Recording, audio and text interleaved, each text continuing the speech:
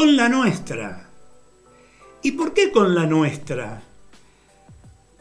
Porque es lo que hoy se estila, esa frasecita, con la nuestra, para todo aquel que hace un uso exacerbado, exagerado, desmedido, y hasta diría yo, rayando en el límite de la corrupción, de los recursos del Estado en beneficio propio. Y cuando hablamos de Estado, el Estado se sustenta con los impuestos que pagamos los argentinos, y por lo tanto es nuestro dinero, que lo pagamos para que nos lo sea devuelto en salud, en educación, en seguridad, en infraestructura vial, etc. Entonces es nuestro dinero. Y a alguien se le ocurrió decir hace poco tiempo, sí, viajan con la nuestra, hacen tal cosa con la nuestra. Al decir con la nuestra, nacieron con nuestros recursos. Por eso me pareció que estaba bueno tomar esta síntesis, que no sé para qué le explico entonces, pero esta síntesis de lo que significa una actitud. Porque el Estado, en cualquiera de sus niveles, no es una bolsa de empleo, y menos un recurso económico con privilegios para darse una buena vida cometiendo abusos de concesiones que otorga precisamente la función y que sostiene los contribuyentes con sus impuestos, como acabo de contar, ¿no? Una cultura inaceptable, se ha naturalizado con un marcado desatino, diría yo. Miren, los que tienen elevadas responsabilidades suelen desarrollar un extraño comportamiento que los mueve hacia posturas completamente impropias. En general, se pueden identificar categorías bien diversas en su dinámica, pero coincide en cuanto a lo que transmiten. Los choferes, el séquito de secretarios generalmente que tienen, por nepotismo como veíamos en la primera imagen, la ubicación preferencial en eventos, el uso de recursos para financiar gastos personales y familiares incluso, no son solo una parte de esa larga nómina de aspectos controversiales que merodean a los poderosos, o cómo se sienten ellos poderosos. A lo que se suma el nepotismo, una forma de corrupción que afecta de manera directa a la calidad del gasto público. Quizás valga la pena diferenciar a unos de otros. Cuando esos desmanes ocurren en el sector privado, por opinables que sean esas situaciones, al final del día la solventa un particular, una empresa, un estudio, y por lo tanto ese probable despropósito, como por ejemplo de viajar en primera clase, en un vuelo, etc., tiene una lógica bien distinta cuando eso acontece en los ámbitos estatales. Porque ahí no existe Pepe Estado, ahí es la nuestra. Sí, una mirada introspectiva podría ayudar mucho, aunque quizás esperar eso sea algo ingenuo, ¿no? Y haya que asumir con algo de resignación que nada nuevo puede venir de allí, al menos no espontáneamente. Cuando los protagonistas son funcionarios, la cosa toma otros ribetes, ya que esos fetiches están solventados por impuesto de los contribuyentes, vale decir, con la nuestra. Es decir, que en cada ademán inadecuado se involucran fondos del erario, y el abuso allí entonces configura una pauta absolutamente criticable. Algunos intentan minimizar el punto y diciendo o aduciendo al menos argumentos tan pobres como inmorales. Aducen que no es un desembolso muy significativo cuando alguien los critica, y que por lo tanto pretender ahorrar en esos ítems, despreciables si se quiere, no tendría demasiado sentido. Y es con la nuestra.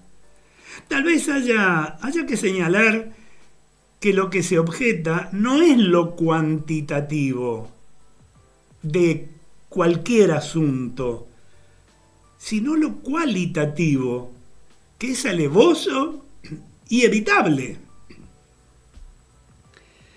Miren, muchos cuestionan estas actitudes cuando miran como si fueran espectadores desde afuera del sistema. Entienden que está mal y que por lo tanto no corresponde, sin embargo, a poco de andar, cuando ingresan al esquema público van acoplando hábitos ajenos, heredados, y empiezan a justificar cada pequeña prerrogativa. Es hora de revisar este proceder. Los ciudadanos deben comportarse como tales y exigir que lo suyo sea cuidado con austeridad republicana, o al menos con sentido común, con criterio responsable para dejar atrás décadas de excesos que, a pesar de no ser ilegales, demuestran una temeridad imperdonable. Recordemos los vuelos hacia el sur para llevar los diarios del fin de semana.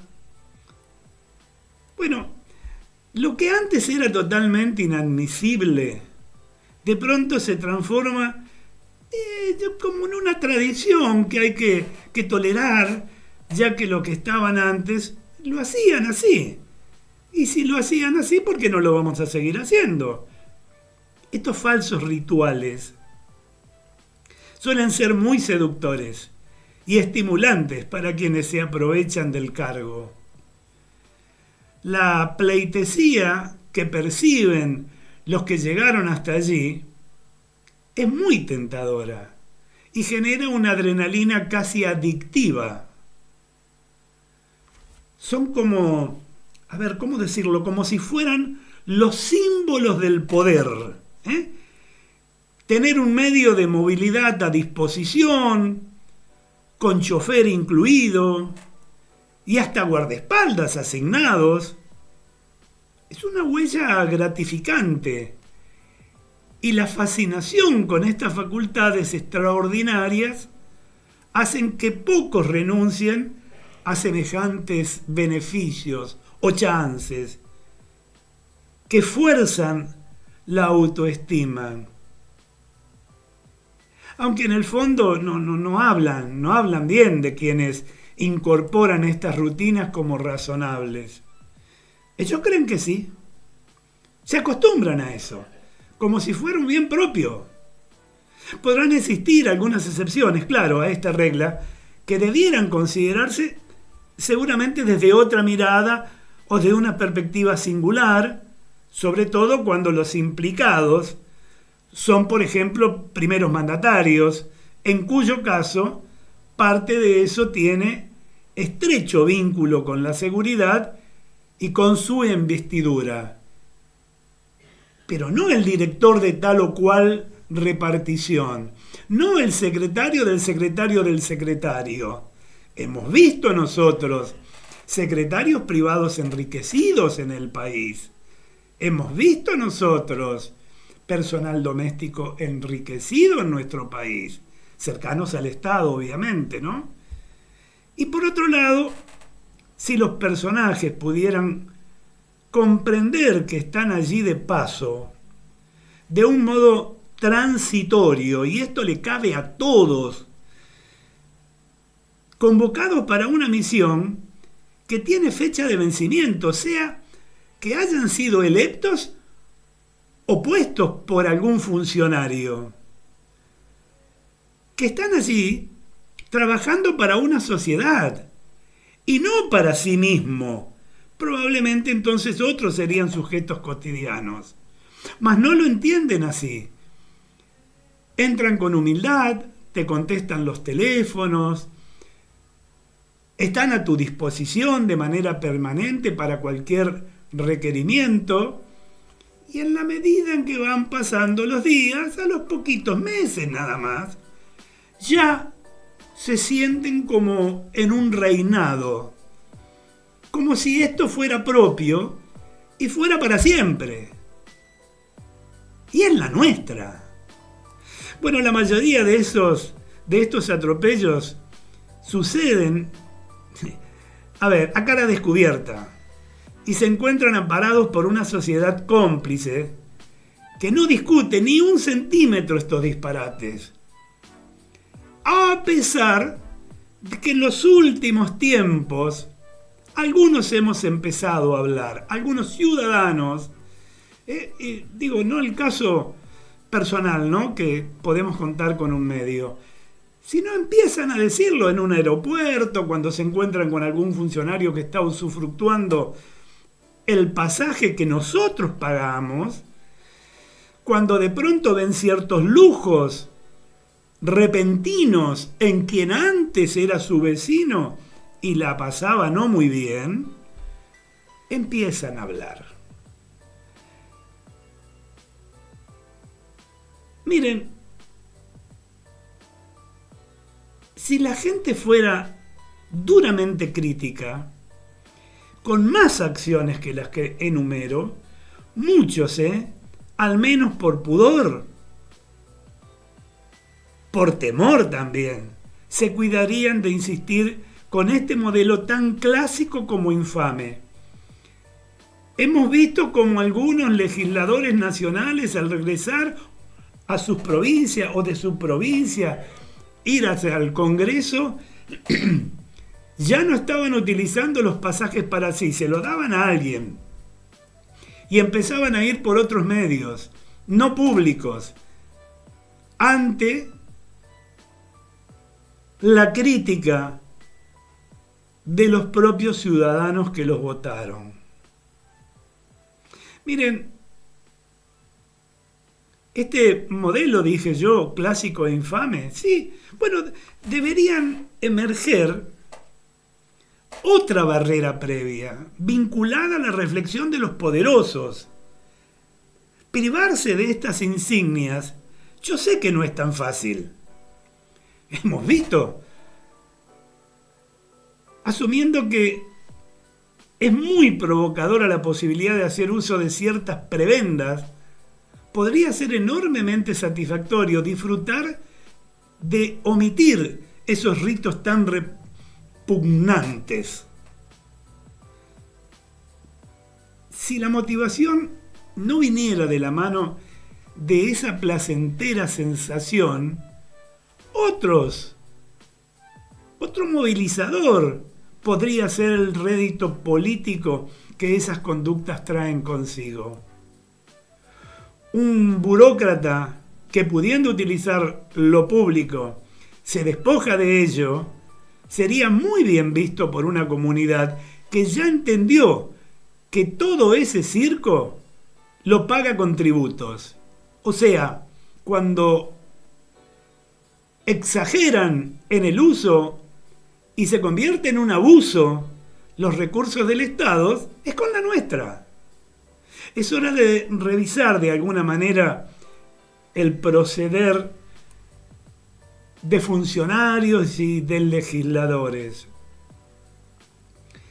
Los ciudadanos deben comportarse como tales y exigir que lo suyo sea cuidado con austeridad republicana, con sentido común, con criterio responsable, para dejar atrás décadas de excesos, décadas de excesos, que a pesar de no ser ilegales, demuestran una temeridad imperdonable.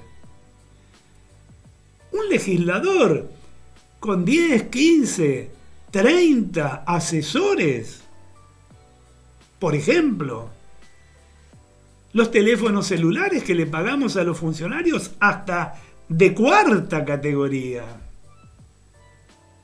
Ese grupo necesita tener un poco más de empatía. Gobiernan para gente que los seleccionó directa o indirectamente para cumplir un cometido. No vinieron a saquear lo que queda, sino a honrar un compromiso cívico. Se espera de ellos lo mejor y de ninguna manera lo peor. Y no nos podemos acostumbrar a lo peor. Una mirada introspectiva, yo creo que podría ayudar mucho. Aunque quizás esperar eso sea algo ingenuo, ¿no? Y haya que asumir con resignación que nada bueno puede venir de allí, al menos no espontáneamente. Muchos se van a enfadar con esta descripción generalizada o generalista y aducirán que no todos son iguales, y en eso tendrán mucha razón. Pero no menos cierto es que esta es la actitud más usual. Es la actitud más usual que se ha planteado hasta ahora. Es lo que venimos viendo. Y lamentablemente, los casos distintos son mínimos y muy aislados.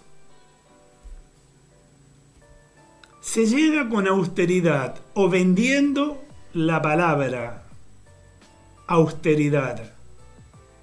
Y al cabo de poco tiempo desaparece y empiezan a vivir como jamás en la vida vivieron.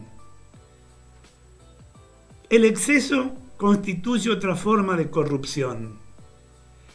El presidente dice que vino a terminar con los privilegios de la casta.